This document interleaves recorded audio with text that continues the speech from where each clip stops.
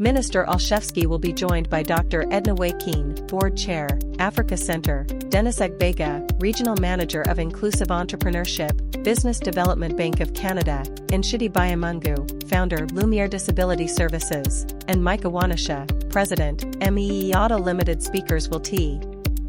Over 80 clauses of targeted changes to bail and sentencing. Following extensive consultations, Canada's new government is introducing sweeping reforms to make bail laws stricter and sentencing laws tougher for repeat and violent offending, to support the front lines, and to invest in long-term prevention.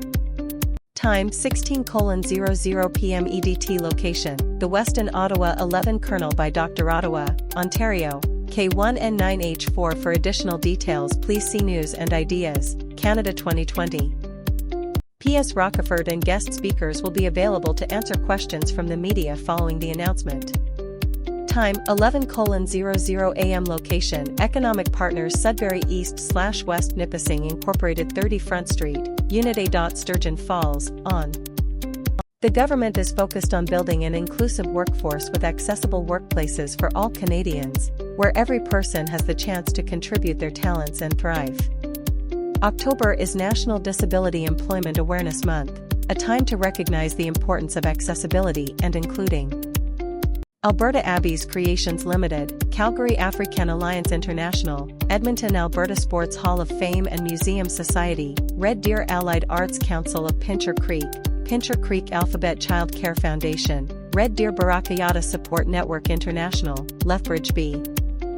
Alberta Action for Healthy Communities Society of Edmonton, Edmonton Cerebral Palsy Kids and Families, Calgary Edmonton Symphony Orchestra, Edmonton Eddie Hare Planet Barbershop, Calgary Lesser Slave Lake Bird Observatory, Slave Lake Resilient Hearts Calgary, T. Extreme weather events are becoming more frequent and severe. Heat waves, floods, wildfires, and hurricanes are affecting lives, economies, and ecosystems around the world. Canadians need reliable environmental data to adapt and plan for these changing conditions, especially in the Arctic. Satellites. Halifax, the Honourable Lena Mettledge Diab, Minister of Immigration, Refugees and Citizenship and Member of Parliament, will make an announcement on Friday about minority language education and second language instruction.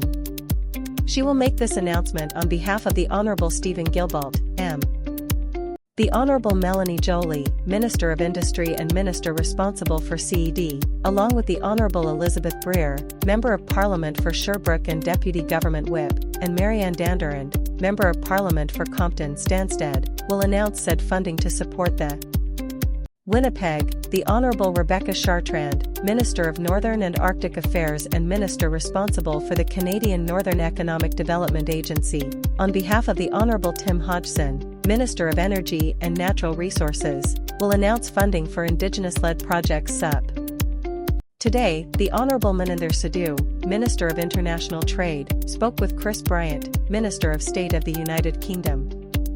Minister Sidhu highlighted the tabling of the protocol on the accession of the United Kingdom to the Comprehensive and Progressive Agreement for Trans-Pacific PAR. The text of the following statement was released by the governments of the United States of America and Australia, Canada, France, Germany, Italy, Japan, the Netherlands, New Zealand, the Republic of Korea, and the United Kingdom on the occasion of the release of the latest MSMT report. We, the PAR. This funding will support a feasibility study to map the demand for an intercommunity public transit system around St. Mary's Bay. The study will guide planning for a transit system to serve seniors, residents with disabilities and those without access to transportation in at least 12 communities. Firstly, I would like to congratulate the CRA on the progress they have already made. From the updates it has been publishing on its web page for the 100-day plan, as well as briefings we have received on their work, it seems that the CRA has been reaching its goals and, in some cases, exceeding them.